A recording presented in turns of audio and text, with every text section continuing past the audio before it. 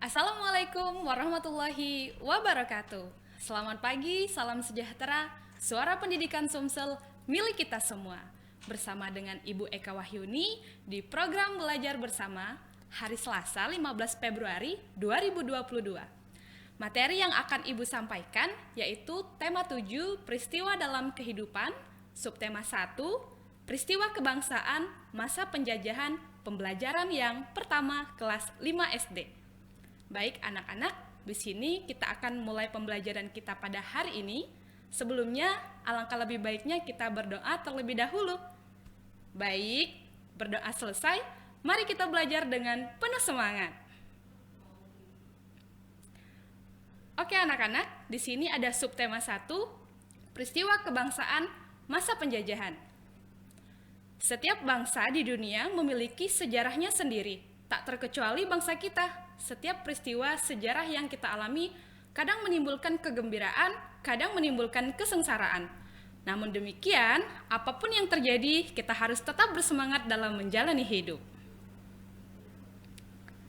Baik anak-anak, tujuan pembelajaran kita ada 2 mata pelajaran. Yang pertama IPS, dengan membaca tentang peristiwa kedatangan bangsa barat di Indonesia, siswa dapat mengidentifikasi latar belakang kedatangan bangsa-bangsa Eropa secara benar. IPA, dengan membaca teks, siswa dapat menjelaskan tentang sifat-sifat benda padat, cair, dan gas. Nah, coba perhatikan gambar berikut ini. Gambar yang pertama yaitu cengkeh sebelum dikeringkan, dan gambar yang kedua yaitu cengkeh sesudah dikeringkan.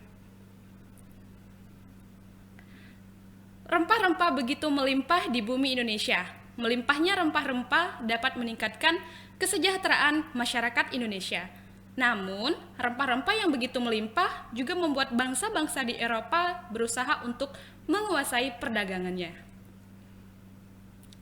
Nah, di sini ada pertanyaan. Mari kita ulas pertanyaan berikut ini.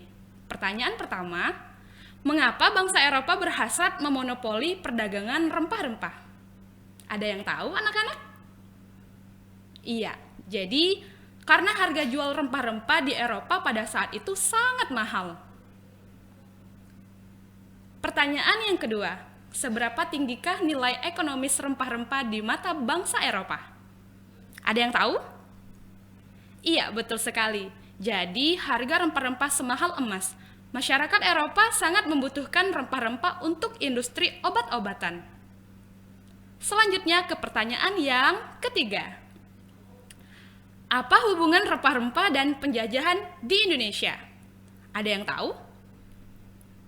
Iya, betul sekali. Jatuhnya Konstantinopel ke tangan bangsa Turki pada tahun 1453 menyebabkan bangsa Eropa mengalami kesulitan mendapatkan rempah-rempah. Oleh karena itu, mereka mencari sendiri daerah penghasil rempah-rempah dengan melakukan penjelajahan samudra dan penjajahan terhadap negara-negara yang kaya akan rempah-rempah. Sekarang kita akan membahas manfaat cengkeh. Manfaat cengkeh begitu banyak sekali, makanya bangsa-bangsa barat itu sangat memperebutkan negara-negara yang kaya akan rempah-rempah, terutama di Indonesia. Jadi, manfaat cengkeh itu yang pertama sebagai bumbu masak. Cengkeh juga digunakan dalam bentuk bunga atau dalam bentuk bubuk. Yang kedua, cengkeh juga digunakan oleh bangsa Cina dan Jepang sebagai dupa. Dan yang ketiga, minyak cengkeh juga digunakan sebagai aromaterapi dan obat sakit gigi. Pada masa pemerintahan kerajaan-kerajaan Islam di Indonesia, datanglah orang-orang Eropa yang mengadakan pelayaran samudra. Kedatangan bangsa Eropa mula-mula disambut baik oleh negara Indonesia. Namun, ketika bangsa Eropa ingin menguasai Nusantara, mereka mendapat reaksi keras berupa perlawanan-perlawanan di berbagai daerah. Nah, anak-anak, kita bahas masalah peristiwa kedatangan bangsa Barat. Mulai akhir abad 15, bangsa Eropa berusaha melakukan penjelajahan samudra. Portugis pertama kali mendarat di Malaka pada tahun 1511, Spanyol yang mendarat di Tidore, Maluku pada tahun 1521, Dan Belanda pertama kali mendarat di pelabuhan Banten pada tahun 1596. Kalian tahu tidak faktor-faktor pendorong penjelajahan samudra? Ada yang tahu?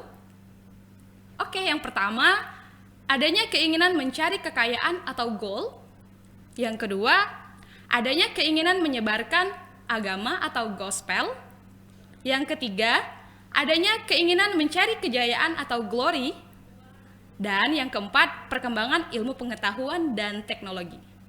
Oke, kita akan bahas faktor-faktor pendorong penjelajahan samudra satu persatu. A. Adanya keinginan mencari kekayaan atau gold.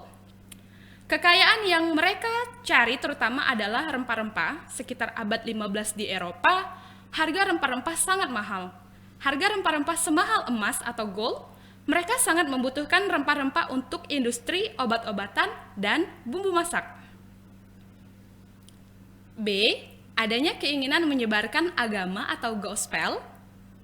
Selain mencari kekayaan dan tanah jajahan, bangsa Eropa juga membawa misi khusus. Misi khusus tersebut adalah menyebarkan agama kepada penduduk daerah yang dikuasainya. Tugas mereka dianggap sebagai tugas suci yang harus dilaksanakan ke seluruh dunia dan dipelopori oleh bangsa Portugis. C. Adanya keinginan mencari kejayaan atau glory. Di Eropa ada satu anggapan bahwa apabila suatu negara mempunyai banyak tanah jajahan, negara tersebut termasuk negara yang jaya atau glory.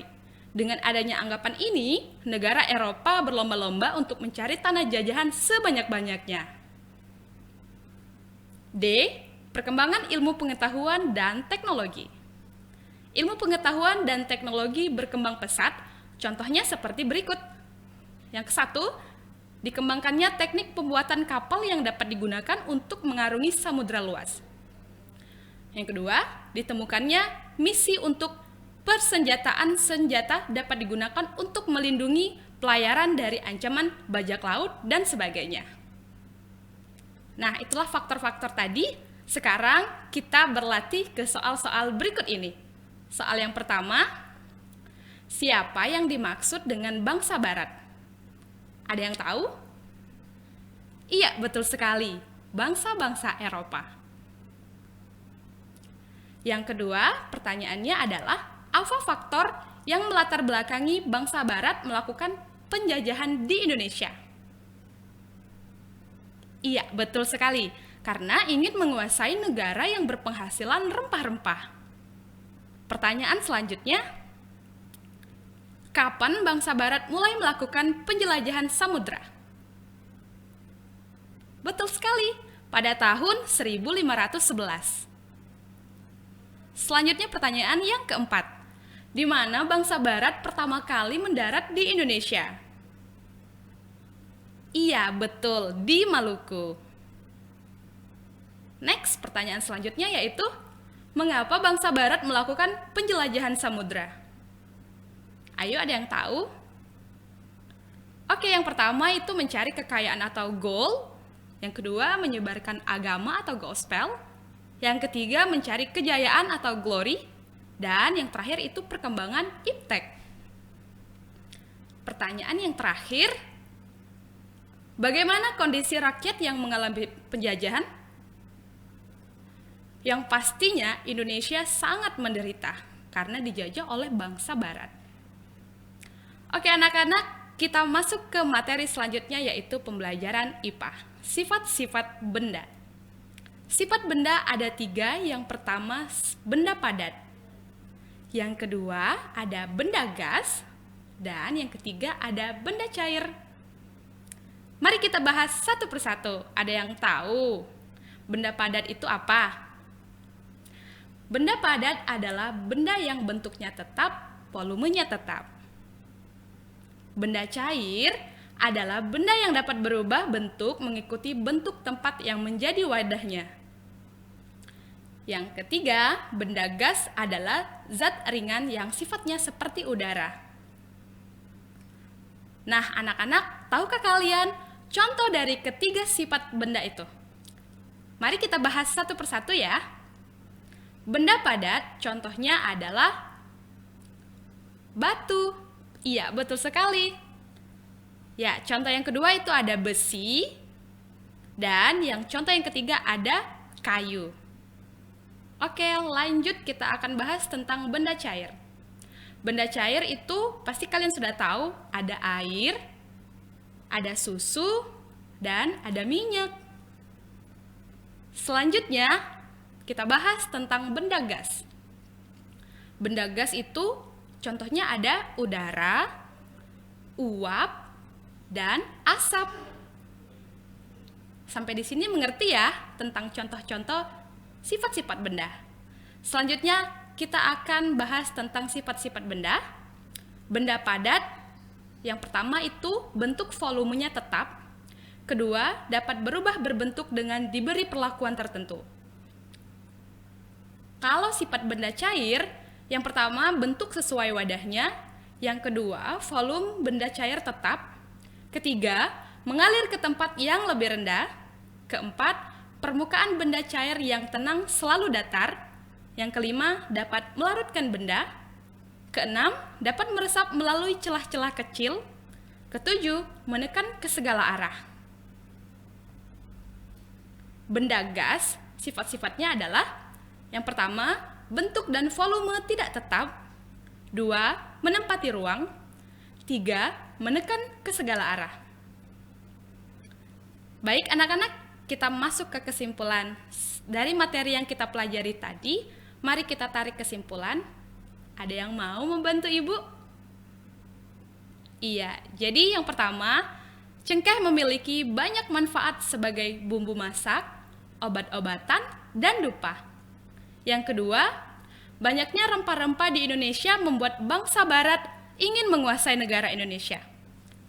Yang ketiga, bangsa barat melakukan penjajahan karena mencari kekayaan atau gold, menyebarkan agama atau gospel, mencari kejayaan atau glory, dan perkembangan iptek. Yang keempat, sifat-sifat benda ada 3, yaitu benda padat, benda cair, dan benda gas. Demikianlah materi peristiwa masa penjajahan pada hari ini. Jangan lupa subscribe dan like di YouTube Suara Pendidikan Sumsel dan Instagram di uptd_btik_disdik.ss. Wassalamualaikum warahmatullahi wabarakatuh. Semoga bermanfaat.